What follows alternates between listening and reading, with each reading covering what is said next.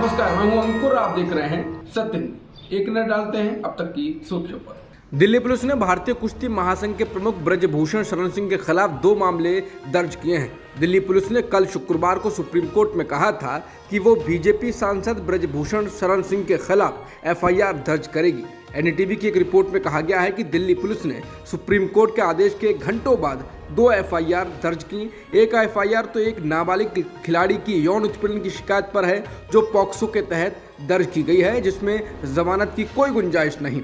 दूसरी एफआईआर वयस्क महिलाओं की शिकायत पर दर्ज की गई है। दिल्ली पुलिस के सूत्रों ने कहा कि दिल्ली पुलिस इस मामले को सक्रियता से आगे बढ़ाएगी। वहीं भाजपा सांसद ब्रजभूषण शरण सिंह ने अपने खिलाफ यौन उत्पीड़न के आरोपों में पुलिस मामला दर्ज करने के सुप्रीम कोर्ट के आदेश का स्वागत किया है। भाजपा सांसद ने पत्रकारों से कहा कि दिल्ली के जंतर मंतर पर धरने पर बैठने से पहले पहलवानों को मामले की जांच के लिए गठित समिति की रिपोर्ट का इंतजार करना चाहिए। उन्होंने कहा कि मैं अदालत के फैसले से खुश हूं।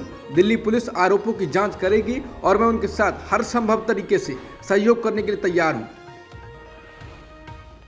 ब्रजभूषण शरण सिंह के खिलाफ एफआईआर दर्ज होने के बाद जंतर मंतर पर धरना दे रहे पहलवानों के लिए मुश्किलें खड़ी हो गई हैं। न सिर्फ धरने की जगह की बिजली काटी गई, बल्कि खाने और पानी को अंदर आने से भी रोक दिया गया।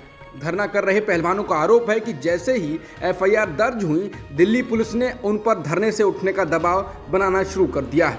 शुक्रवार को ओलंपिक मेडल विजेता बजरंग पूनिया ने इंस्टाग्राम पर आरोप लगाते हुए लिखा था कि विरोध प्रदर्शन स्थल पर बिजली का कनेक्शन काट दिया गया है। उन्होंने कहा कि दिल्ली पुलिस ने जंतर मंतर खाना पानी की आपूर्ति भी नहीं होने दे रही है। पूनिया ने कहा कि पुलिस विरोध प्रदर्शन रोकने के लिए दबाव बना रही है। पूनिया ने कहा कि पुलिस का कहना है कि अगर हम विरोध प्रदर्शन जारी रखना चाहते हैं तो रोड पर सोना होगा। जिस तरह की समस्याओं से सामना करना पड़ रहा है, वैसी समस्याएं पहले नहीं थी। सुप्रीम कोर्ट के फैसले के बाद से ऐसा हुआ है। पूनिया ने कहा कि एसीपी ने पहलवानों से साफ कहा कि जो करना है कर लो, न पानी अंदर आने देंगे न खाना। ये दिल्ली पुलिस का व्यवहार है।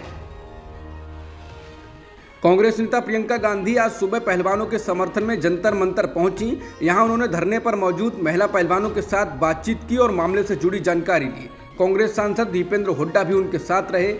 प्रियंका गांधी ने पहलवानों से मुलाकात के बाद कहा, 2 एफआईआर दर्ज हुए हैं लेकिन कॉपी नहीं मिली है। जब 2 एफआईआर दर्ज हुए हैं तो कॉपी क्यों नहीं दी गई? कांग्रेस नेता ने सवाल उठाया कि जांच चल रही है तो अभी तक इस्तीफा क्यों नहीं दिया गया? उन्होंने कहा कि बहुत सारी लड़कियां हैं जिनके साथ ऐसा हुआ है। मैं समझना चाहती हूं कि सरकार इनको क्यों बचा रही है।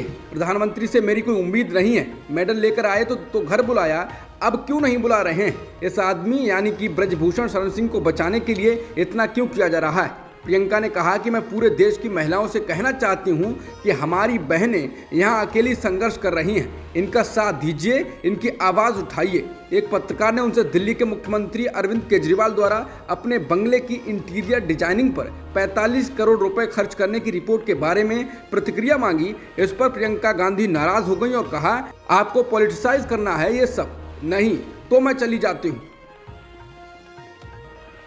ब्रजभूषण शरण सिंह के खिलाफ विरोध प्रदर्शन कर रही महिला पहलवानों में से एक महिला कुश्ती खिलाड़ी साक्षी मलिक ने कहा है कि हम खिलाड़ी हैं, हम किसी राजनीतिक पार्टी का समर्थन नहीं करते हैं। बता दें, उनका ये बयान तब आया है जब अलग अलग पार्टियों के नेता उनके समर्थन में जुट रहे हैं। समाचार एजेंसी एनआई में उन्होंने कहा कि यहाँ आकर जो भी हमारे धरने को भटकाने की कोशिश कर रहा है उसका जिम्मेदार वो खुद होगा, हम नहीं होंगे। हालांकि इससे पहले पहलवानों ने ही कहा था कि वो राजनीतिक दलों के समर्थन को स्वीकार करेंगे। एफआईआर के बाद भारतीय कुश्ती महासंघ के अध्यक्ष ब्रजभूषण शरण सिंह ने इस्तीफा देने को लेकर अपना पक्ष रखा है। उन्होंने प्रेस कॉन्फ्रेंस कर कहा है, इस्तीफा उतनी बड़ी चीज नहीं है, लेकिन अपराधी बनकर इस्तीफा नहीं दूंगा। मैं अपराधी नहीं हूं। प्रेस कॉन्फ्रेंस के दौरान उन्होंने खिलाड़ियों पर लगातार डिमांड बदलने का आरोप लगाते हुए कहा, इनकी खिलाड़ियों की डिमांड लगातार बदलती है। अगर आप इनके पुराने बयान सुनेंगे तो जनवरी में इनकी मांग निकल कर आई थी कि अपने पद से इस्तीफा दें। मैंने उस समय कहा था कि पद से इस्तीफा देने का मतलब है कि मैंने इनके आरोपों को स्वीकार कर लिया। उन्होंने कहा कि मेरा कार्यकाल लगभग पूरा हो चुका है, इसके चुनाव संपन्न होते ही मेरा कार्यकाल स्वतः समाप्त हो जाएगा। ब्रजभूषण सिंह ने कहा कि मैं निर्दोष हूं और जांच का सामना करने के लिए तैयार हूं। बीजेपी नेता ने कहा कि मैं विनेश फोगाट की कृपा से सांसद नहीं बना, मेरे क्षेत्र के लोगों ने मुझे 6 बार जिताया है। प्रधानमंत्री नरेंद्र मोदी ने शनिवार को कर्नाटक में अपनी पहली चुनावी रैली को संबोधित किया। इस दौरान उन्होंने कांग्रेस पर बार बार गाली देने का आरोप लगाया। राज्य के बीदर जिले के होमनाबाद में एक जनसभा को संबोधित करते हुए पीएम मोदी ने कांग्रेस अध्यक्ष और कर्नाटक निवासी मल्लिकार्जुन खड़गे के हाल के विवादास्पद बयान पर तंज कसते हुए कहा कि पार्टी ने अब तक उन्हें 91 बार गाली दी है। पीएम मोदी ने कहा कि इन गालियों के शब्दकोश में टाइम खराब करने की बजाय अगर कांग्रेस ने इतनी मेहनत गुड गवर्नेंस में की होती तो इनकी इतनी दयनीय स्थिति नहीं होती। इसके बाद पीएम ने कहा कि कांग्रेस को कभी गरीब की तकलीफ समझ ही नहीं आई, इन्होंने कभी गरीबी देखी ही नहीं। कांग्रेस वो दल है जो विकास में भी राजनीति करती है, रोड़े अटकाती है। इन्होंने छत्तीसगढ़ और राजस्थान के किसानों से जो वादे किए वो अभी तक धरती पर उतरे नहीं है।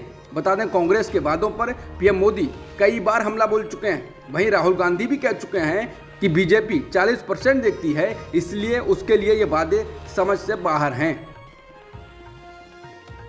सूरत सत्र अदालत के फैसले को चुनौती देने वाली कांग्रेस नेता राहुल गांधी की याचिका पर आज गुजरात हाई कोर्ट में सुनवाई होगी। दरअसल सूरत की कोर्ट ने मोदी उपराम से जुड़ी टिप्पणी से जुड़े आपराधिक मानहानि के मामले में उनकी सजा पर रोक लगाने से इनकार कर दिया था। इसके बाद राहुल ने गुजरात हाई कोर्ट का दरवाजा खटखटाया था। मामले में एक जज के खुद को अलग कर लेने के बाद अब एक नए न्यायाधीश की ओर से मामले की सुनवाई की जाएगी।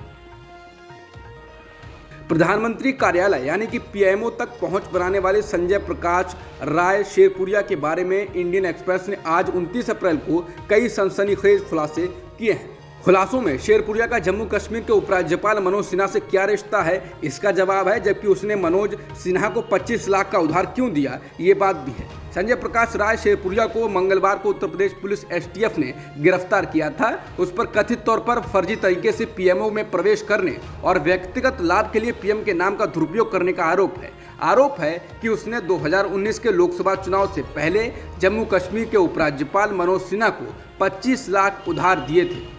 सिन्हा ने अपने चुनावी हलफनामे में इसे अनसिक्योर्ड कर्ज बताया था। सिन्हा 2014 में यूपी के गाजीपुर से लोकसभा के लिए चुने गए थे, लेकिन 2019 में वो बहुजन समाज पार्टी के उम्मीदवार अफजाल अंसारी से हार गए थे। अफजाल अंसारी मुख्तार अंसारी के भाई हैं। इंडियन एक्सप्रेस के मुताबिक सिन्हा के 2019 के लोकसभा चुनाव हलफनामे में 57 लाख रुपए तक के 5 कर्जों का उल्लेख है। शेरपुरिया द्वारा दिया गया लोन सबसे अधिक है। बाकी 4 अन्य व्यक्तियों से 3 लाख रुपए, 6 लाख रुपए, 8 लाख रुपए और 15 लाख रुपए के लोन हैं। एलजी मनोज सिन्हा ने इंडियन एक्सप्रेस के सवालों का जवाब तो नहीं दिया, लेकिन उनसे जुड़े सूत्र ने कहा एलजी पारदर्शी हैं और हलफनामे में प्राप्त धन को लोन के रूप में घोषित किया है। सूत्र ने यह भी कहा कि एलजी मनोज सिन्हा ने उन तक यानी कि शेरपुरिया तक पहुंचने और पैसे वापस करने के कई प्रयास किए हैं, लेकिन संजय प्रकाश राय उर्फ शेरपुरिया अनुपलब्ध रहे। संपर्क करने पर गाजीपुर जिला भाजपा के अध्यक्ष भानु प्रताप सिंह ने कहा कि पार्टी का शेरपुरिया से कोई लेना देना नहीं है। संजय प्रकाश राय भाजपा के ना तो सदस्य हैं और ना ही पदाधिकारी। वह गाजीपुर आते थे और हमसे मिलते थे, लेकिन उनका पार्टी से कोई लेना देना नहीं है। वाराणसी में एक प्रमुख भाजपा नेता जिन्होंने नाम छुपाने की शर्त पर बात की, उन्होंने कहा कि शेरपुरिया को पार्टी के वरिष्ठ नेताओं से निकटता के लिए जाना जाता था और जब भी वो वहां आते थे स्थानीय पार्टी नेता नियमित रूप से उनसे मिलते थे। दुबई में खेली जा रही बैडमिंटन एशिया चैंपियनशिप में शुक्रवार का दिन भारत के लिए ऐतिहासिक रहा है। भारत की शीर्ष पुरुष युगल जोड़ी सात्विक साईराज रंकी रेड्डी और चिराग शेट्टी ने 52 साल के बाद बैडमिंटन एशिया चैंपियनशिप में मेडल पक्का करके इतिहास रच दिया है।